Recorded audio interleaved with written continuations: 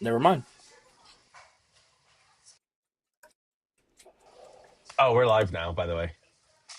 Oh, We should be live. hello, hello. It says we're live. It says we're going to all these different random places. Let's see. Are you checking? I'm checking us.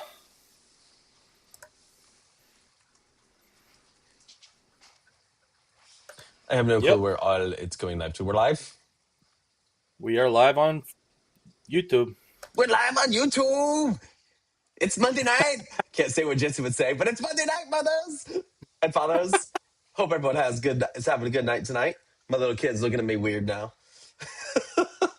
How you doing, Kyle? Living the dream, man. How you doing? A little upset about a Sunday bowling tournament, but let's not talk about that. Actually, let's talk about it. Oh, it sucked. I will say now that all my stuff is fixed, I have to relearn all the actions and reactions that my ball has because, yeah, it sucked a little bit.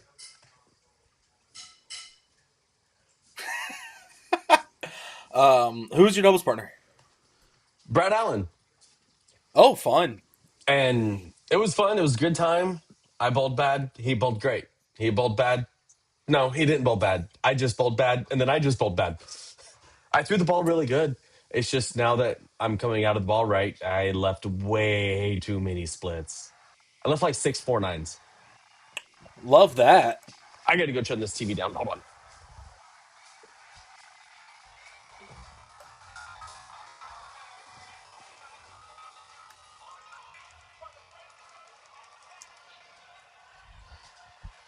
You know how loud drumline gets at times. Yeah. Sorry, I was just posting the link to Facebook. Nope, you're good. Hopefully, we get enough followers this time to get us to where we don't have to share the link to Facebook, and we could just automatically go live to Facebook. That'd be freaking cool. That would be ideal. I mean, that's gonna be the hope. I love the new Guitar, background. guitar edification. What's going on, brother? I don't know who you are. What's your name? Oh, you got stuff showing up? You got people on here? Where's the chat? I don't have the chat up. Windows. Guitar edification. First off, I love that name. No, guitar tedification. Guitar Tedification. I like it. Yo, yo, I see it now. Ooh, I don't know if I'm live on. Oh, we're live on Quantum's page as well. I didn't look to see if we're What's live on Quantum's Facebook. what's going on? I don't know if it's Steven or Stefan. I'm gonna go with Steven because I knew it I'm was going with Steven spelled. Steven. Appreciate you joining in. So, how do I? Can I look on here, or do you I, know? I, Can I first look? time, Steven. Steven. Steven. Steven, what do you think of the new backdrop? I know I like it. I I freaking you love it. you sent it to me, and then I said we got to put the logo or name on it somewhere, and then you did that, and I was like, oh, that looks sick. That's cool. When we get a real table and get a real bar, we're setting it up just like this. 1000%. We just won't talk about what's on the backside of the camera. What do you mean? You said bar, and you got my hopes up. Well, you see our drinks. I mean, mine's a plastic cup with green Kool-Aid, but Water. I'm getting too old. or my water right beside it. Hey, that cup looks familiar.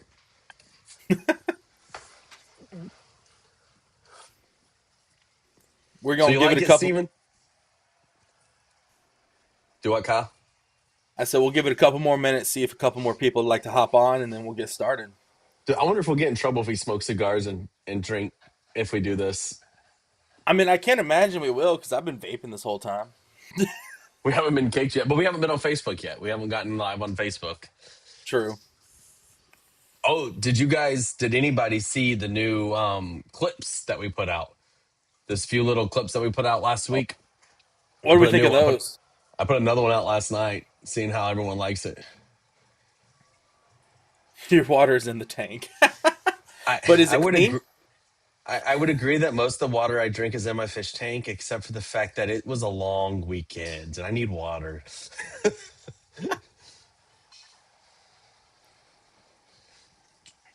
The water in my tank. It's like playing the game when you're playing with your saltwater or freshwater. What does it taste like? Yep, that's RO. Oh yeah, did you put Nope, RO that's or salt. fresh? Liam, which one did you put in there? Did you put fresh or RO? I don't remember. Yep, there it is. Let's swap over to you. Actually, no. Let's stay on the quantum side.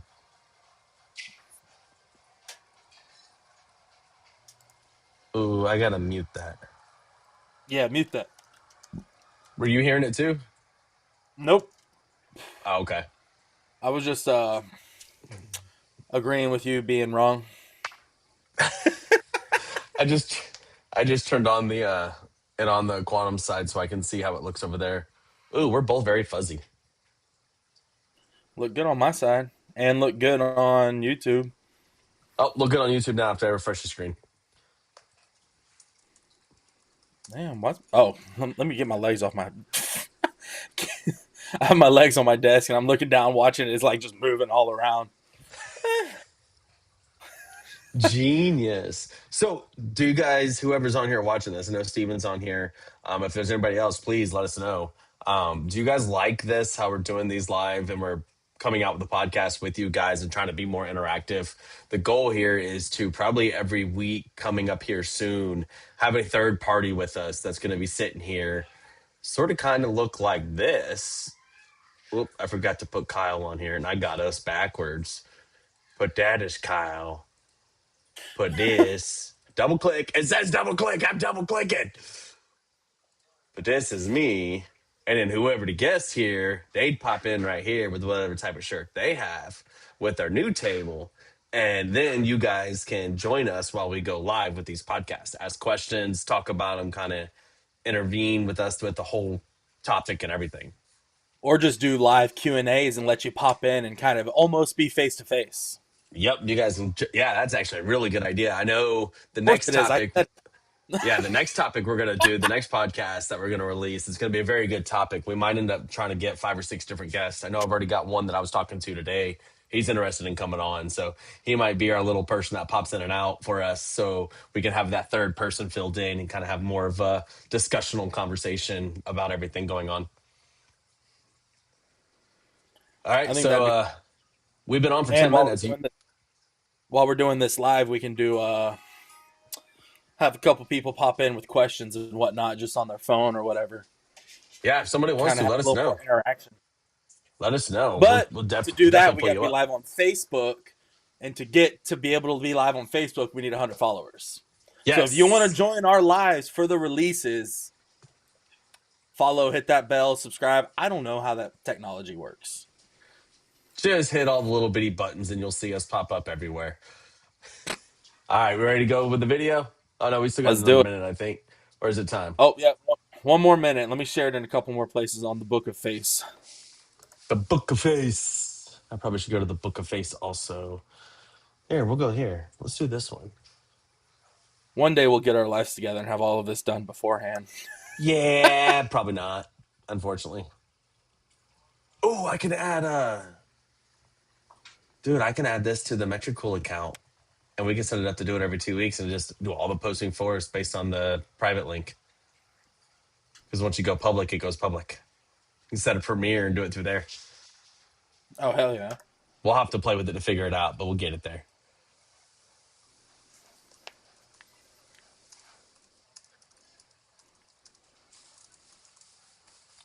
On the YouTube with H2O podcasts. Talking Jables, about random things, you want to make your reefers. debut on the H2O podcast? Understand. Come here, bub. Come here. Jables making his debut on the H2O Oh, there's podcast. Jables. There's Oh, Jable no, Bubba. Jables. No, Bubba. No, Bubba. That should be a bigger picture of you. Say hi. Oh, Oh, that this one way. won't let me edit. Wrong one. Go back to this one. This one will let me edit. Where'd Timers go? He's done with me. What, All Liam? right. I think it's time. Oh, Liam's watching live on YouTube in the bedroom. Hi, Liam. He just ran off. He was showing me on a piece of paper. So he might not be watching. We might have just lost a viewer. Oh, no. Let me fix your screen real quick before I go live. I moved it too much. Dummy. All right, cool. You ready? I just realized I have the tiniest little piece of chest hair above my blue tank top. Going live.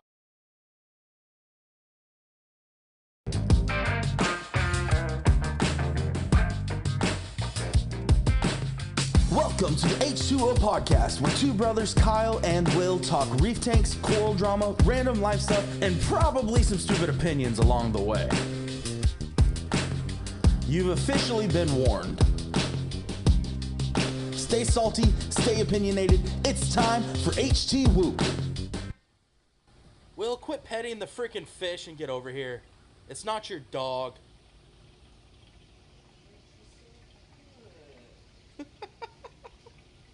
All right, now that you're back here and done playing with your animal, welcome back to the H2O podcast, where two brothers, Kyle and Will, have fun and talk reef stuff. Yep. Welcome to another one. And today you can see we're in a new background playing with some different fishies at the fish store. Yep, this is our display. Just got new lights on it, so corals are looking a little better, but they're still a little stressed out. Oh, but they look great. Yes, they do. I mean, let's talk about some of the weird things we're going to talk about today with lights and random houses. I mean, you drive by someone's house, you move into a new neighborhood, you're like, oh, they got blue lights. They must be reefers. Never thought about that before. But you know what I'm talking about. You come out, you come around the corner of my house, all you do is see a blue windows everywhere. You're like, what the hell is this? 100%. Oh, reefer. Yep. Meth? No, that's the red ones. Oh, that's reptile light. I'm Yeah, sorry. My yeah. snakes use those. Anyways, welcome back to the H2O podcast, episode 3. Today we're going to be talking about things reef tank people do that normal people would think you're absolutely insane for. Yeah, it's going to be a fun one. Having blue lights. Petting fish. Yeah, you pet your dog, I pet my fish. No. Why? That's bad for the fish. Hurts Yes. their mucus coat, blah, blah, blah. Yes, you're not supposed to pet your fish. We do not recommend you ever pet your fish. That's why I wasn't using my hand. I was using a little stick. But Bubbles loves it. Yes, she does. He, she, it, them, they. I don't know which one's right. They lay eggs. I don't know. TBD. So today we're talking about things only reefers understand. Like the difference between a fish and a pet. Yeah, so do you feed your dogs every day? Every day, once a day. Do we feed our fish every day? We should. We should. How many times a day? Once. Oh, really? I mean, you look at 90% of these guys, like these tanks here, they're grazers. They graze all day long. So if you follow the directions on a fish food, it tells you 2 to 3 times a day. Right. Is that what we're supposed to do? I don't know. I'm a big believer in fat and healthy. Just like me. I'm a believer in feeding once a day if you have good grazing fish and whatnot, because during the day they can graze on the algae, the natural consumption in the tank, and enjoy that, and then they get one nutritious feeding throughout the day. Yeah, and then you can add your supplements, vitamins, minerals, Minerals. and things like that to the food to make sure they're getting their sufficient needs. Yep. And it also helps with nutrient reduction, and that way you're not overfeeding your fish and what they don't eat going straight into pure waste, because they're going to graze on that algae either way. They're going to enjoy that no matter what. Exactly. So it's kind of like you and I eating a potato chip. We don't need to poop all day long. Fair. Well, you shouldn't. How about how much chemistry stuff do you have at your house? Oh, God, enough to be a Breaking Bad episode. I forgot his name. Right? White? I was trying to think of it, and I lost it, too. Yeah, no, 100%. Yeah, people don't understand the amount of testing and everything that goes on into a reef tank. So when you get a non-reefer coming over into your house and they just see this whole chemistry lab of everything. Try to explain the different types of white powder that you have laying there. Kalkwasser, sodium bicarbonate, soda ash, calcium chloride, potassium salts, peroxide salts. I mean, there's so many different ones out there. It's just playing the fun game. Yeah. And then you add on top to your coral foods and all that nonsense. Oh, yeah. There's so many. The additives, there's a lot. But do we need all of them? No. I don't think we need all of them, but it sure does make it fun. It does make it fun. I know that's one of the daunting things in this hobby, so I want to talk about that for a second, because a lot of people freak out that they need so many different chemicals and drugs and additives and stuff like that for their fish or their reef tank to succeed. Truly, you don't. The reason most of these people have 10s to 20s to 30s of these items is because they start here, someone told them to do something else, they go try that. They didn't like it, so they go back. Then someone says to do this. They liked it, so they stay with it, but they still have their old chemicals. Or, oh crap, I got ick today. I needed medicine to treat for this. And it's cheaper to buy in volume, so instead of buying a 250, you're going to buy 1,000. Exactly. So, and I guarantee you that if you look, I would say, if I had to put a stat on it, let's say 60%. If I went to 60% of our customers' tanks and looked at their chemicals, half of them are expired. Easily. But do they expire? As a manufacturer, I'm going to tell you, yes. We put dates to save our liabilities, to save our rears. It's our recommendation to follow those. Do as you wish. I will say my personal experience when it comes to test kits, that's the one that if they expire, you cannot trust that reagent. Whether it's watered down, what's the reasoning for the reagent? Is the metallic packaging it's in leaching something? What's causing the difference in test? But I have noticed, even from a day after it expiring, there's a difference in test. So talking testing, how often should you versus how often do you test your tanks? Oh, geez, this goes in a huge conversation. Are we working in stabilizing the tank, or are we working on just general testing? Tank at your house right now. Oh, God. So I just set up that 52, and I'm in the middle of getting it stable, so I'm testing it every night. Literally, when I get off of work and I get to the house, the first thing I do is test the tank. That way, every night at 5 o'clock, the tank's getting tested. I'm right now worried about alkalinity, calcium, and magnesium. So I'm testing all three of them and adjusting my dosing pump based on that. The whole point of that is so I can get the tank completely stable, get it stable down to an exact number that I can then work on backing off that testing to a monthly testing regimen. Now, back that up to the original purpose of this podcast. How do you explain that to a non-reefer? Yeah, how do I explain to them that I can't go to the club tonight because I need to stay at home and test my tank, which is going to take an hour and a half.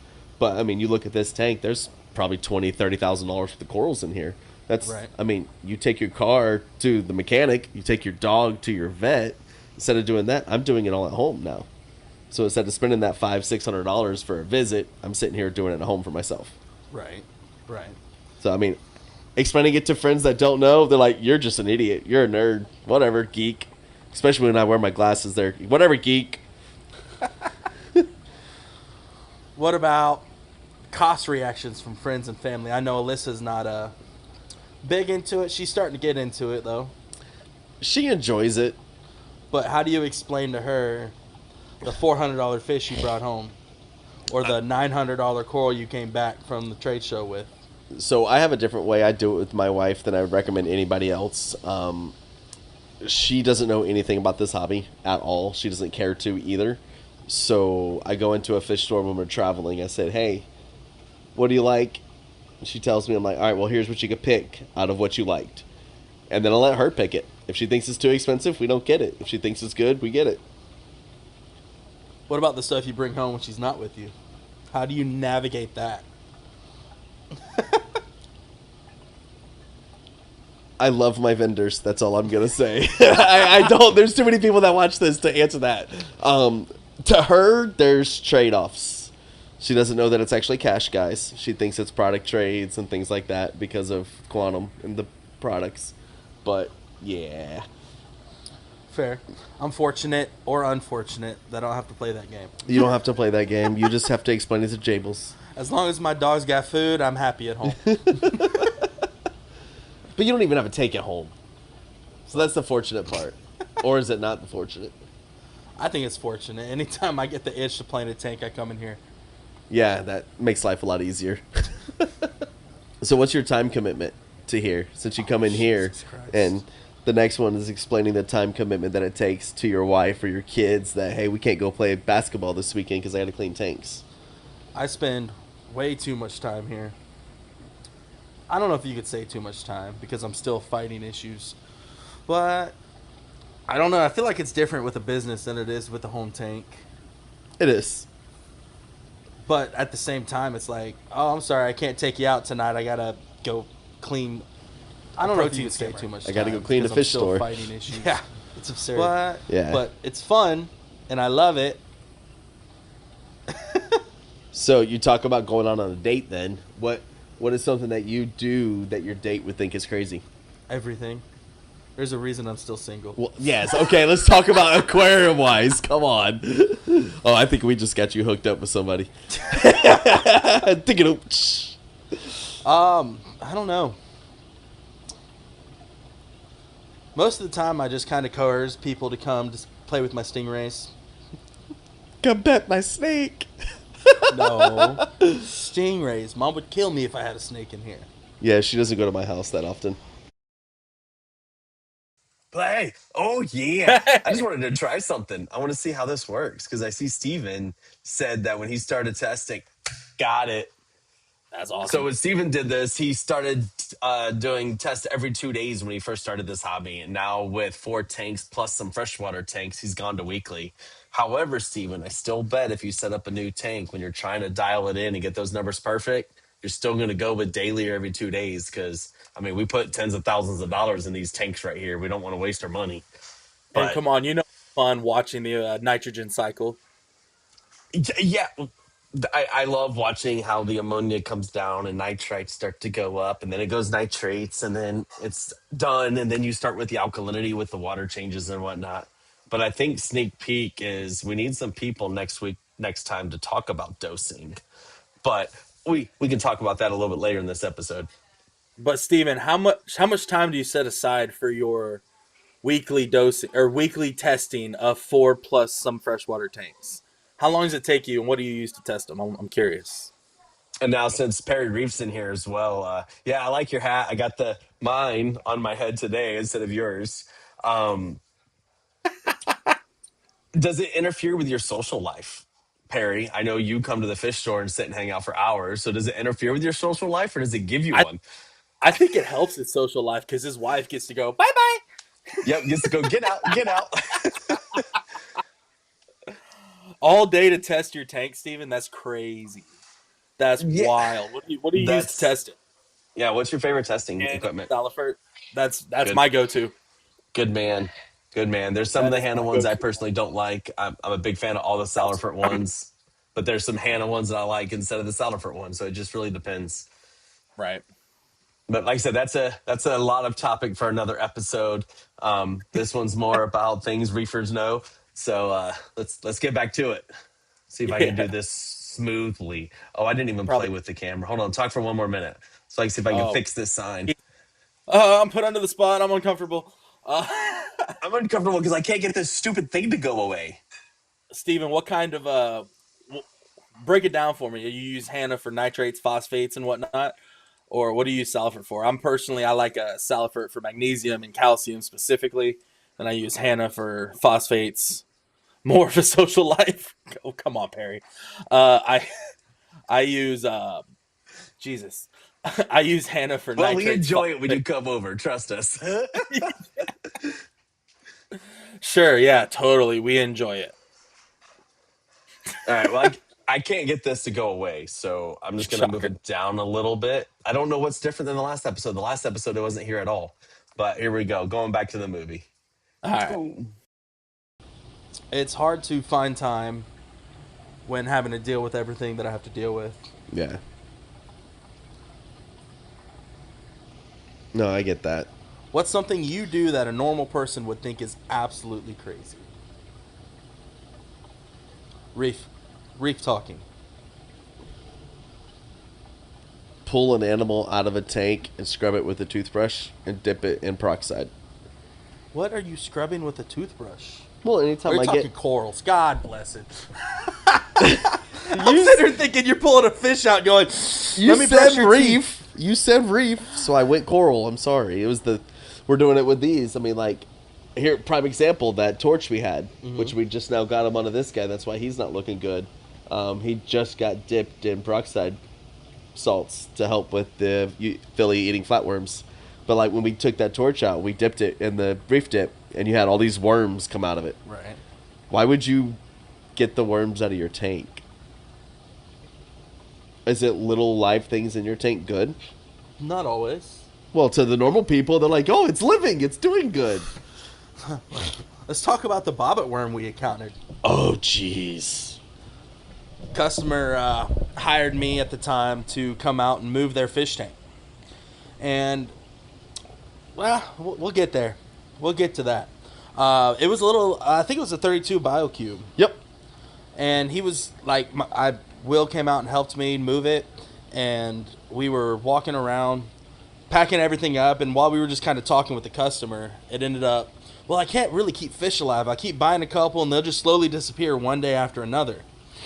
And within about 30 minutes, I mean, it's a BioCube. It's not that hard to move around. We were taking the rock apart, and then all of a sudden, boom. I mean, I don't even know how big that bobbit worm was. I know in the tank, it was about as thick as a jumbo pencil. Yeah. And it was about 8 to 12 inches long. Yeah. When we pulled it out, we just kept pulling. Yeah, it was crazy. And then it broke in half. Yep. That's when I learned that you can cut them into 100 pieces, and they're still alive. Yep. Fortunate for him, we found it, and we were able to get all of it out, set the BioCube back up, and he kept fish again. Yep. That was very interesting. And I don't know if you guys have ever seen a bobbit worm, but the movie Tremors, if you go watch Tremors 1, 2, 3, and 4, all of them look like a bobbit worm coming out of the earth and eating the people. That's exactly what this thing freaking looked like. Terrifying. It is the movie Tremors, right? Yeah. Okay. Have you ever seen any other wild creatures that you just could not explain to somebody? Zoa spiders. Those spiders are gnarly. Zoa spiders are freaking cool. Polyclads. And then Acro spiders. acro spiders. You Philly eating flatworms. Those are beautiful. They're beautiful. No. The beautiful ones is Zoa eating nudibranch. Yes. That thing is drop dead gorgeous. Yes. What about my favorite in here? What keeps our sand so clean? The tiger tail cucumbers. But those are good for you. Yeah, but they're so freaking weird. They're fugly. They're freaking fugly, and they eat sand and poop out those little bitty Erasers. magic erasers that we used to change when we were kids. I mean, Oh, it's man. freaking cool. All right, so I think we just named all the characters off of Men in Black, didn't we? Pretty much, yeah. I mean, the only thing we didn't come across was what's her woman, the pretty woman. With Pretty Giles. one. No, not that one. The one that comes into the HQ and has all the octopus arms. Oh, I can't think of her name. Oh well, back to the movie. All of these beautiful things that are horrifying for your tank, and you're trying to kill them to somebody who doesn't understand that. I don't understand why they're not in the hobby, so who cares? Touche. Touche. I don't spend too much time on that one. How many times have you come home from the bowling alley after you get a ride home or take an Uber home drunk, and you sit in front of the fish tank, or take an Uber over to the store and sit in front of the tank drunk staring at it? I think the better question is, how many times have I turned the bench around and just stared here and sipped bourbon? Yep. Or, at the same time, have you ever wiped out a tank doing something stupid drunk? I have not, but I've got several customer stories that say otherwise. I've never done it. I had the aloe vera issue one time, but I've never done it intoxicated. I'm smart enough to know when I'm intoxicated, don't pour stuff into the tank. Yeah. No matter what you think you see, if it's an issue, the issue will be there tomorrow. You deal with it then. Or call a sober friend to come double check you. Don't just be dumb and dump stuff in your tank. Because then you play the fighting game. Yep. But no, like, I will argue to the day that I am the best stocked fish store potentially in the country. And I'm not even talking coral, fish, dry goods, livestock, period. I'm talking bourbon. And my favorite thing to do at night when all the lights are off, stores closed, spin these chairs around, look at this tank. We put it in a little party mode Yep. and just sip bourbon. Yeah. It's Put the orange glasses on, sit back and relax. it's majestical. Yeah, this tank is absolutely beautiful, and we're gonna get a really good video and show it. Yes. I'm gonna get a good video of it today. But like, all right, so invite a friend over and do that and explain to them what's so beautiful about it. You and I can sit here and look at this tank for 4 hours. After about 10 minutes, they're like, okay, nothing's happening. Yeah, they do get a little boring, and then you just start, you give them the orange glasses. You got to give them the orange glasses. Yep. After about the 10-minute mark of looking at it, or 5-minute mark, or right before they're about to walk away, you hand them the orange glasses, and then you say, hey, look. We need to get H2O podcast glasses. Yeah, we can. We need to do that. I got someone I can reach out to. But turn the glasses on them, and then start showing them all the different colors. Ask them if they ever kissed a rainbow or seen a rainbow up front, up close. I've eaten Skittles. Then you can show them all the different colors that's in here. It's freaking amazing. What about vacation anxiety? Luckily for me, I don't have to worry about it. My entire family's in the hobby. So my sister, even though she hates this industry, she knows how to take care of it. So I put all my stuff in little bitty Jello cups. Let's specify. She knows how to maintain it. I wouldn't say take care of it. She knows how to maintain. She knows how to feed my fish if I leave for a week. Yes. We'll put it that way. Mainly because I make it stupid simple for her. And this is what I'm going to tell you guys. If you guys are going on a vacation, get the condiment cups that you can get from Walmart for like ketchup, mustard, and stuff like that. Take them, mix up your frozen food and your pellets or anything that you're going to leave out.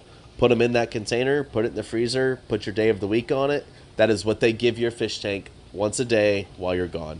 Makes life stupid simple for you. You don't have to worry about them going, oh, how much is a pinch? A pinch is this. And they end up dumping half a handful in there. You give them the exact amount they need. They take care of it. You put all the supplements, vitamins, daily dosing, all that stuff in the one container. Boom, it's done. Those are called ramekins, by the way.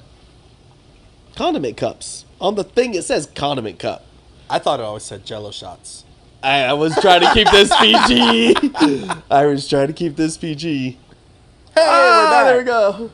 So we've talked about the display a few times. So here's a little glimpse of it. Obviously, it's not a great full shot, but And it's weird the way I have to do this because I have to look at the camera or at the computer screen to see what the camera's doing because the camera screen's blacked out. where's Wilbur? Wilbur just ran off this way. Wilbur's in the back. That is our golden Tahitian hawkfish. Remind you guys, this tank has gone through a lot lately.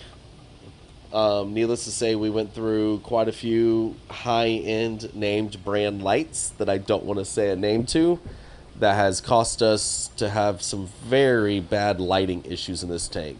Yeah. The last 18 months, truly. We're finally bouncing back from it. A big shout out on that for getting rid of the canopy. And we built a shelf over it to hang the new lights from. Pretty sure the canopy was a lot of our issues. Yeah. All right, so let's talk about this weed right here. Why are we talking about a living animal that's a weed in a tank? That's not a weed. That's not a weed. Most people love those things. I know the firework clothes are some of people's favorite corals, but in our tank, it's taken over 3/4 of it. Well, honestly, the wild thing about our tank is I can't frag it. We can frag that one. You're right. We can't. Frag We the can't other frag this one. one. So yeah, why do we call it a weed? Because it overgrows everything. Yeah, because nothing can grow in it. I mean, you can see it overtaking the Godzilla bounces over there. We had to move the Frankensteins away. It's overgrowing the Dragon Soul Fabi over there. It's already shrunk it up to only 2 heads. But they're so pretty. They are. They're so movie. They're so pretty. Ugh. Ugh. So we were just checking out the display. How many times? How long did it take you to build that rock formation? How many times? And we're not talking about the fact that we're about to redo it. That would be a good thing. If y'all want to see us redo the rockscape on this, we're getting ready to frag out a bunch of the stuff on it. A lot of the SPS. And we want to... I don't know if we're going to completely redo it, but we want to redo it. Let us know if y'all want to see that. Yeah, we might have to do a live with that and redo it live. Yeah. Have fun with that. Once? Didn't we do it first try? I don't remember. I've drank a lot since then. I'm pretty sure we got the main formation done in one try. After that, it was figuring out the back to be able to get the best flow and depth in the tank that we could. Until obviously the Slimer just said, "Screw you, I'm going to take off." And then obviously we put some Montepora in some places we shouldn't have, and they're taking off, but they're beautiful. They look great. So I'm looking forward to ripping out from here all the way over to your side out of the tank completely. All right, so we've got this huge water contained system here at the shop that we use to make water. Do you have anything like that at home? For like making RO water and distilled water and fish tank water and whatnot? Oh, yeah, I've got an RO system. Explain that to your friends. Why do you have two 50-gallon containers sitting in your garage? Why are you always looking for your brother to borrow tools because your shit's rusted? Yeah, that's a hard one. People don't understand that at all. It's terrible. I hate it. But it's a necessity. Not only that, but why can't you drink it? Oh, because it's DI water. DI is completely stripped, meaning it has no minerals, no elements, nothing in it. So it actually will go into your water and it will strip your body and dehydrate you even more than you currently dehydrated. But it's just water. No, it's not. This is pure, sterile. I mean, this is close. This is as close as you could get to natural, pure water. Tagline H2O. Podcast. So, like, you come to my house, I've got my 2 containers, and then I've got a table out there which has got all of my testing stuff on it. Yep. And it's got TDS meters, salinity meters, hydrometers, all these different types of testing things where I've got to make sure my water is perfect that's going into the tank. That way I know when I'm doing all that testing we were talking about earlier, that I'm putting good quality stuff in so I know what I've got to adjust moving forward. So do you spend time actually testing your source water? Like, do you test your freshly made salt water, or do you trust what the box says? When I first changed salts, I tested every batch consistently, but after 8 or 9 different bats being identical, because thankfully the salt I use comes with an ICP test per batch, and it's batch labeled, so I know it's good. After the first, I'll say 10, holy crap, he is fat. The damsel? No, my freaking lawnmower blenny, or starry blenny. Bottom right. Hold on. Sorry, ADHD. Look how fat that starry blenny is. Yeah, he's a big boy. Sorry, I call that ADOF. Attention deficit. Ooh, Squirrel. fish. Oh, fish?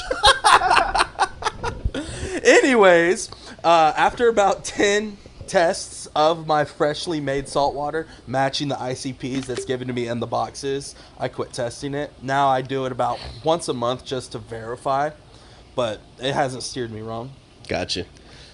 Do you try to match your salt to exactly what your tank is, or do you let your tank dictate what salt you're buying? Ironically, I do salt higher than what my tank sits at because I use it to replenish on top of my dosing. Okay.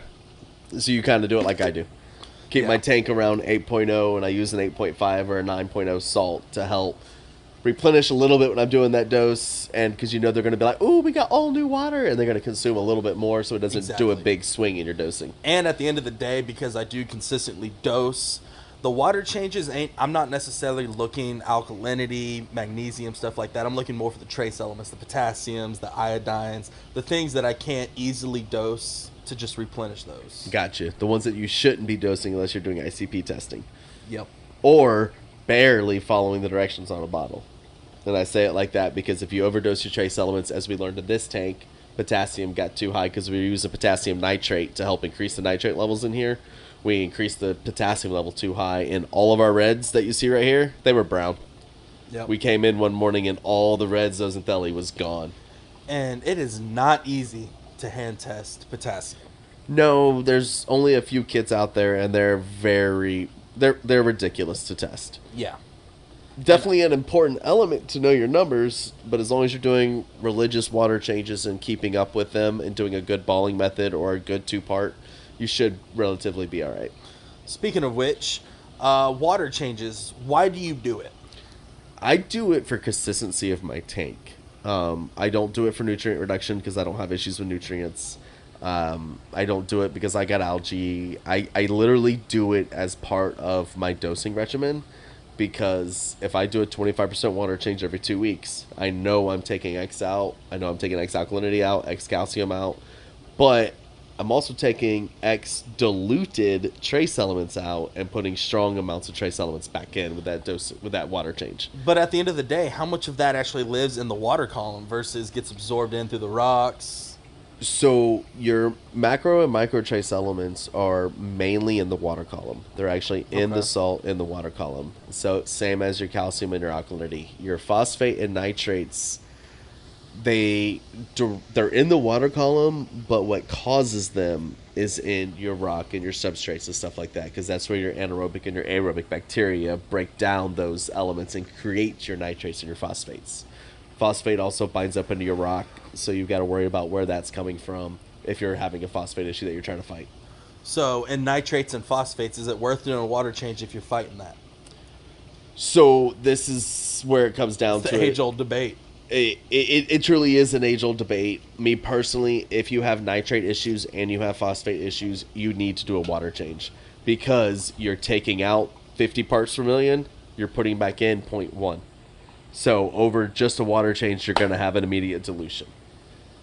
That's the only reason I would recommend it. If you have someone who overfed because you had someone babysit your tank while you were gone and they go and dump a whole bunch in. Or you have kids.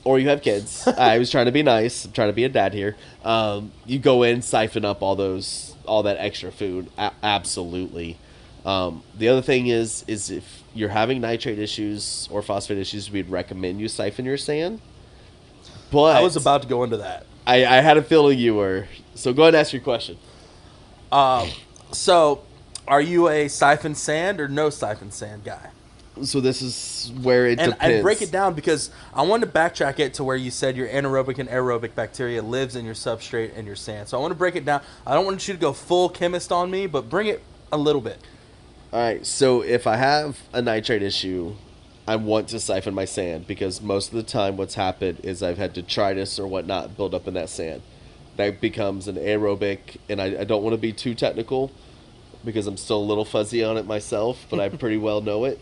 It becomes an aerobic type of bacteria that builds up in there, and it doesn't come out. There's nothing to finally break it down past nitrate. It sits there.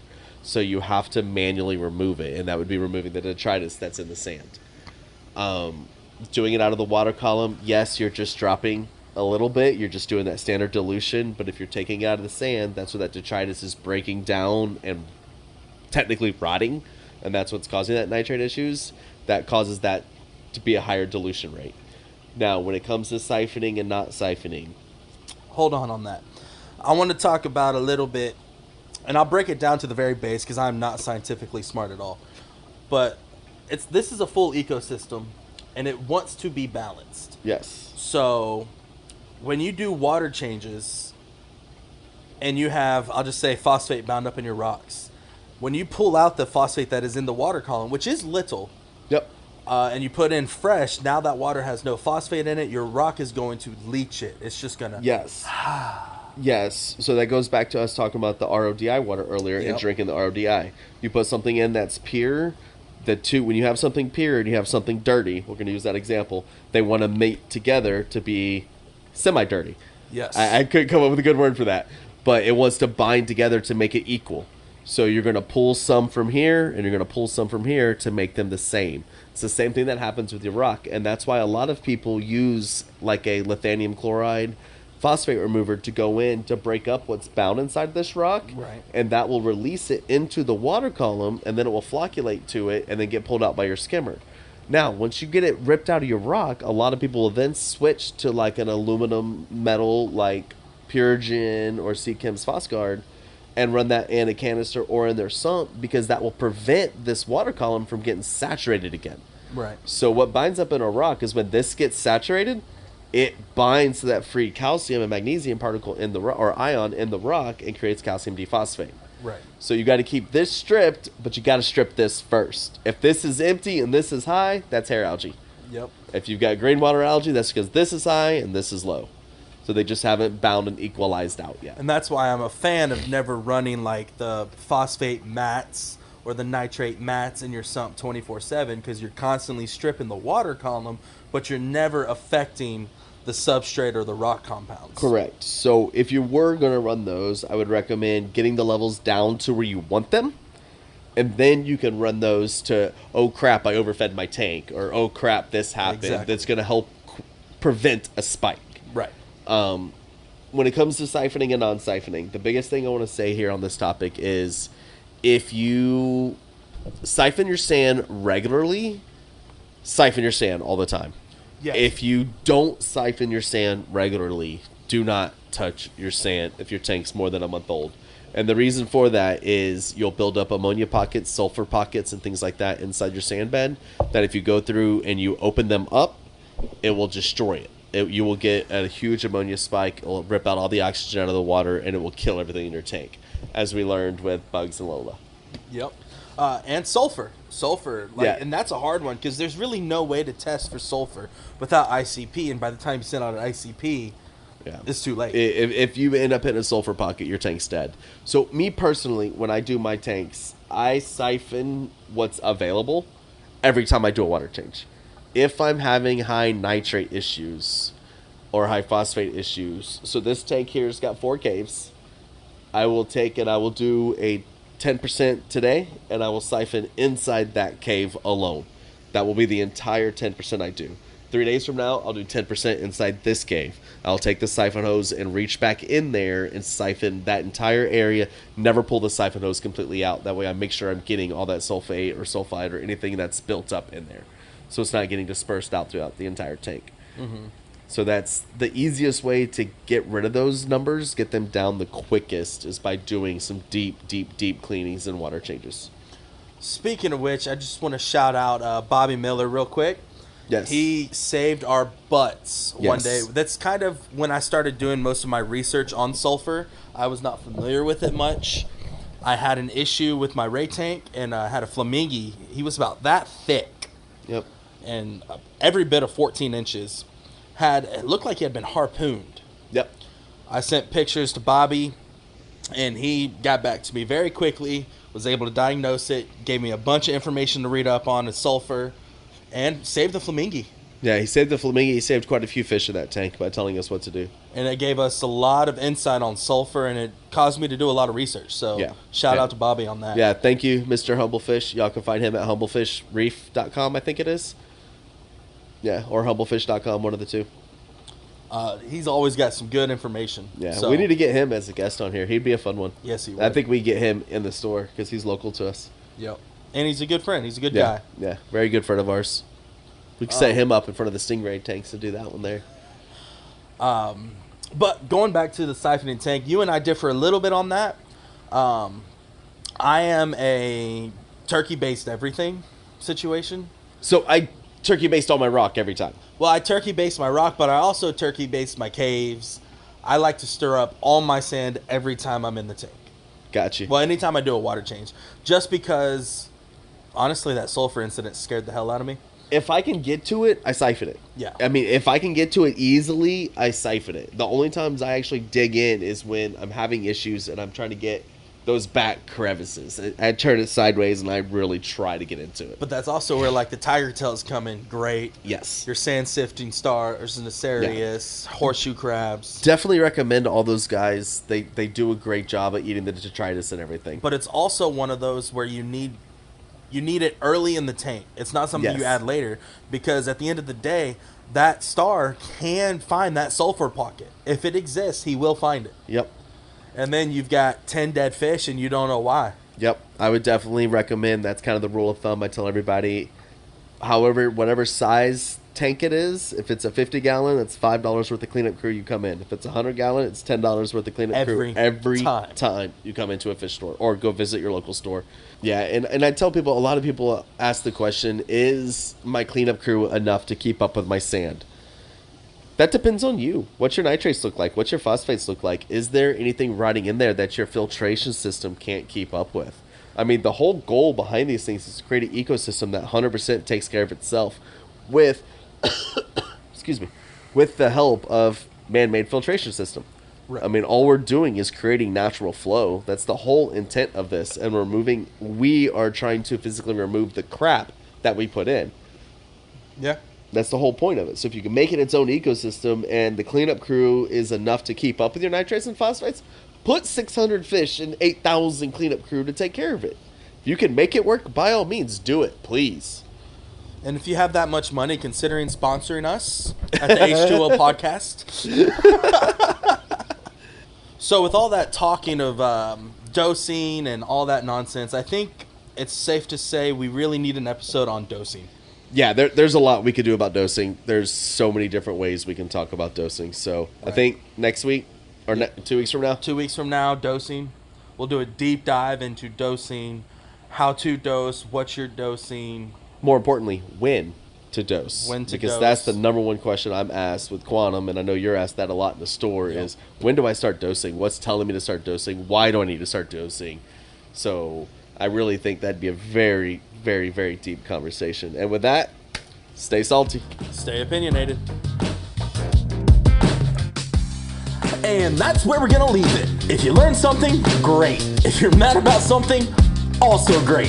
Stay salty, stay opinionated. Follow us on Facebook at the H2O Podcast for more.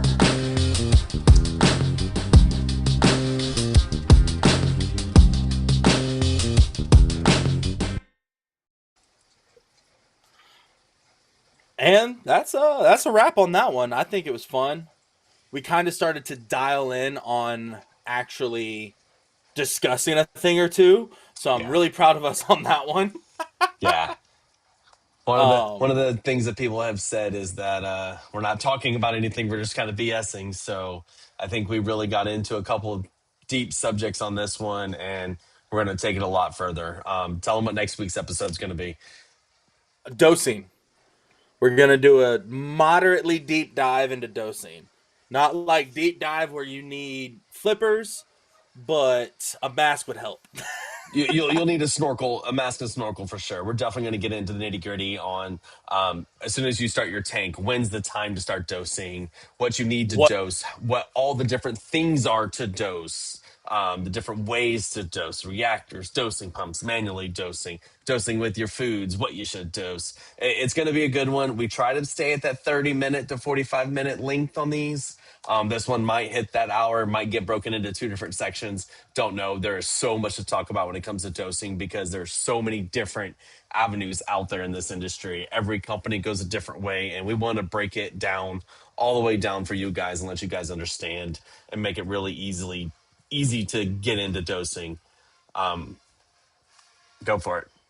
Yeah, if you guys have any specific things you want us to hit on or any specific questions about dosing, let us know. I'll happily join that in. If you're interested in joining the live in 2 weeks, I'll actually be in Washington, D.C., but I'll still be here. I need to quit hitting my desk. I'll be in Washington, D.C. that Monday, but I'll still be live from the hotel room. If you want to join our live, contact us ahead of time. Would love to get y'all in it to chat. Make this just kind of like an hour BS session while we're live. That would be awesome. Let us know Yeah, if you have any questions. Want us to talk if you anything. guys come up with a lot of different questions and you want to jump in and possibly do part of one of these lives with us, be one of our special guests on these lives, we could definitely set up something along the as well for that. However, we do record these a while in advance because both Kyle and I are extremely busy. Just making the Mondays happen is we got on about 5 minutes beforehand today. So yeah, we try to make sure we do it, but we get the topics done pretty early. So if you guys are interested in any or there's any topics you'd like to discuss with us, let us know and we'll do a podcast around you guys and we'll make it work. So we just want this to be about everybody in the industry getting the information out to you guys, making sure you guys understand what you need to do to run a tank and enjoy doing it and have fun with us at the same time. Yeah, because we're having a blast making these. I hope y'all are enjoying listening to them. We're going to try to be a little more topic driven, Not try. but We're going to. I know I'm going to say try. There's a reason the podcast is called H2O. It's for Harris's Too Opinionated. Yep. We got a lot of opinions and we fall down the rabbit hole. That's kind of the whole point. So we're gonna try our best to stay topic driven. Yep. This one, audio was fixed on this one. Cameras still were a little iffy. We thought we had them saved, but I saved it in the wrong spot. So I didn't get the changes that we made to the cameras to fix all the lighting and everything. It didn't work right. Next time, we should have both good to go. My job was audio, and I crushed it. Yeah, this time it worked. The last time it didn't. So this one video sucked, and I'm sorry. Next time, hopefully it'll be good. So I do have some Every spotlights we'll put on our faces and hopefully make everything a lot better. every, every podcast has been a step forward. So if Yep. it's this great this early, imagine what it's going to be in 10 episodes. Just saying. Yep. And hopefully in 25 episodes, we're sitting in front of our own table like that and our own tank behind us like that. And it's going to look even better. That's the goal. So on that, guys, you guys stay salty. Stay opinionated. Good night.